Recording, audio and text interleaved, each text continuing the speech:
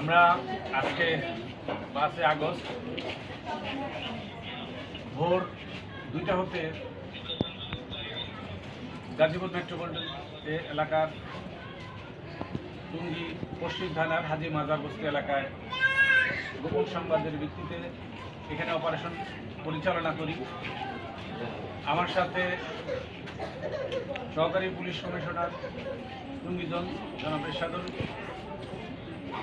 Officer in charge পশ্চিম থানা জনাব আরিফ সহ আমাদের ডিবি ইন্সপেক্টর রেগুলার নেতৃত্বে আমাদের কেএমপি পুলিশ সদস্যগণ, আমাদের সাথে যারা কাজ করছেন, জেএমপির এসে আমাদেরকে সহায়তা করছেন তারা আছেন, জেএমপির বিপুল সংখ্যক সদস্য আছেন, এপিবিএন পুলিশ সদস্য আছেন। সবাইকে সহযোগিতা নিয়ে, সবাইকে সাথে নিয়ে এই মাজার বস্তিতে বিভিন্ন স্থান আমরা রেড দিই। এখানে ইতিপূর্বে আমরা 8-10 বার রেড দেওয়ার পর বিভিন্ন ঘর আমরা পেয়েছি। শত শত মাদক এর ঘর আছে, মাদক সেবন করা হয়, শতাধিক এখানে সেলসম্যান আছে। এখানে আগের দিন আমরা বলেছিলাম যে কিংবাবু, শাহাবুদ্দিন, সিদ্দিকুল ইসলাম, ডুবলি, এইসব লোকগুলো এগুলো নিয়ন্ত্রণ করে থাকে। তাদের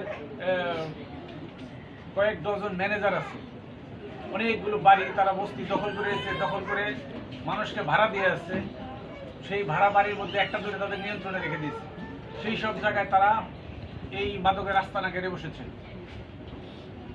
আজকের অপারেশনে যখন আসি, একটা কক্ষ আমরা যখন ঢুকি, দোতলা, সেই কক্ষে ঢোকার পর সেখানে দেখা যাচ্ছে যে এসিগুলো কেবলই বন্ধ করা হয়েছে। ঠান্ডা ছিল তখনও, ফ্যানগুলো ঘুরছে, কিন্তু একটু আগেই তারা সেখানে অবস্থান করছিল।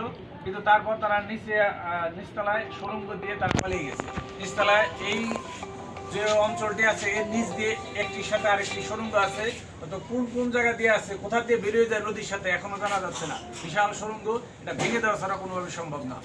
এরপর আমরা আরেকটি কাউন্টার, যেটা বাবুর 1 নম্বর কাউন্টার বলে পরিচিত, সেই কাউন্টারের পাশে আমরা এর আগেও বারবার দিয়েছি, কিন্তু কিছু কিছু ঘর এমন দুর্ভেদ্য থেকে যায়, সেখানে পাওয়া যায় না।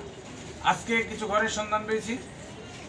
সেখানে একটি ঘর থেকে আমরা পেলাম এখানে এই প্যাকেটের মধ্যে 219 গ্রাম হেরোইন।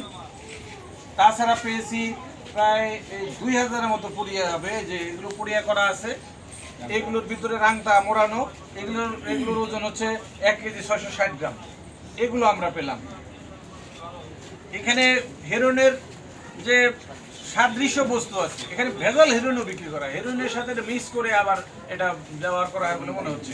এটা মনে হচ্ছে যে এইভাবে ভেজাল হেরোইনও আছে। এটা আলাদা প্যাকেট, এটা মনে হচ্ছে না হেরোইন হবে। এটা পরবর্তীকালে পরীক্ষা করে দেখা যাবে। অন্য একটি কক্ষ থেকে আমরা পেলাম এখানে নগদ 2,65,560 টাকা এবং স্বর্ণলঙ্কার, এগুলো নাম এভিডেশন বোঝা যাচ্ছে না, সেগুলো কিছু অলঙ্কার শব্দ সেগুলো পাওয়া যাচ্ছে। হেরোইন যেখানে পেয়েছে সেখানে হেরোইন মাপার মেশিন ছিল।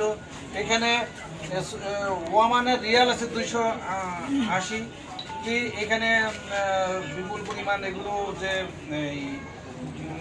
টাকা গোনার যন্ত্র, এখানে বিপুল পরিমাণ সিগারেট আছে। এগুলো প্রকৃতপক্ষে এরা কি করে থাকে সেটা খতিয়ে দেখতে হবে। এখানে টাকা গণনার যন্ত্র আছে। সবচেয়ে মূল্যবান আজকে যা আমরা পেয়েছি, যে এই বারবার আমরা রেড দেওয়া সত্ত্বেও আমরা দূর দূরান্ত থেকে যখন আসি তখন এই তথ্য পেয়ে যায়। এইখানে 2টি ডিবিআর আজকে আমরা উদ্ধার করতে সক্ষম হয়েছি। এখানে সম্ভবত আমরা রেকর্ড পাবো কে কোন অপরাধের সাথে জড়িত ছিল। আমরা আশা করি এইখান থেকে পেতে পারি, যে এই ডিবিআর ভিতর থেকে আমরা সেই তথ্যগুলো পাবো আশা করি। ভয়ানক ব্যাপার হচ্ছে, যখন আমরা হেরোইন পেলাম, হেরোইনের পাশেই বিপুল পরিমাণ, এখানে 18টি এই বড় বড় অস্ত্র আছে, লাঠি সোটা আছে বিপুল পরিমাণ, বিভিন্ন ধরনের। এইখানে স্বাভাবিকভাবে কোনো মানুষের চলাচল তো সম্ভব নয়। এখানে বিদ্যুৎ অফিসের লোকজন এখানে বিদ্যুতের দাম নিতে পারে না। ওয়াইফাই তাদেরকেও নিজেদের মতো করে নিয়ন্ত্রণ বাণিজ্য করে নিচ্ছে। এখানে সাধারণের আসার তো সুযোগই নেই। বারবার বিভিন্ন আইন শৃঙ্খলা রক্ষাকারী কমিটির বাহিনীর সদস্যগণ এসেছেন, বিব্রত হয়ে চলে যেতে হয়েছে, অপদস্থ হতে হয়েছে। এখানে অনেক অনেক ইতিহাস আছে। সকল ইতিহাসকে পিছনে ফেলে আমরা গাজীপুর মেট্রোপলিটন পুলিশের সম্মানিত পুলিশ কমিশনার জনাব ইসরাইল হাওলাদারের নেতৃত্বে আমরা এখানে বারবার অভিযান পরিচালনা করেছি। ঈদুল আজহার পর থেকে আমরা এই স্থানটিকে অপরাধ মুক্ত করব ইনশাআল্লাহ।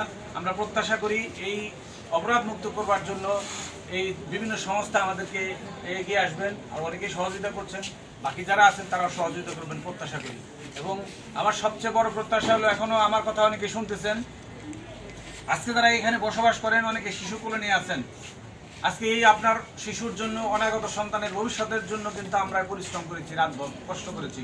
আপনাদের উচিত ছিল যারা এখানে বসবাস করেন তাদেরকেই যে আমাদেরকে তথ্য দিয়ে সাহায্য করা।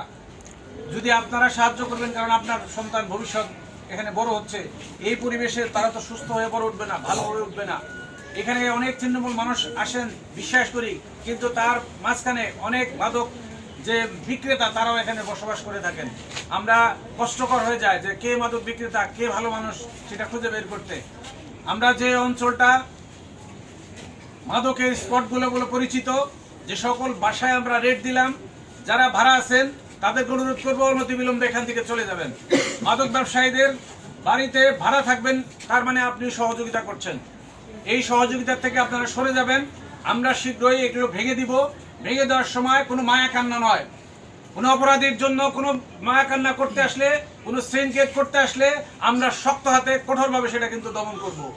আমরা কাউকে ছাড় দেওয়ার জন্য না। বর্তমান গণতান্ত্রিকভাবে নির্বাচিত সরকার আজকে অপরাধ মুক্ত বাংলাদেশ করবার জন্য যে পরিবেশ আমরা শুরু করেছে, আমরা কাজ করার সুযোগ পেয়েছি, আমরা এই কাজ করে দেবো ইনশাল্লাহ। সবাই ভালো থাকবেন, সুস্থ থাকবেন। আল্লাহ হাফেজ।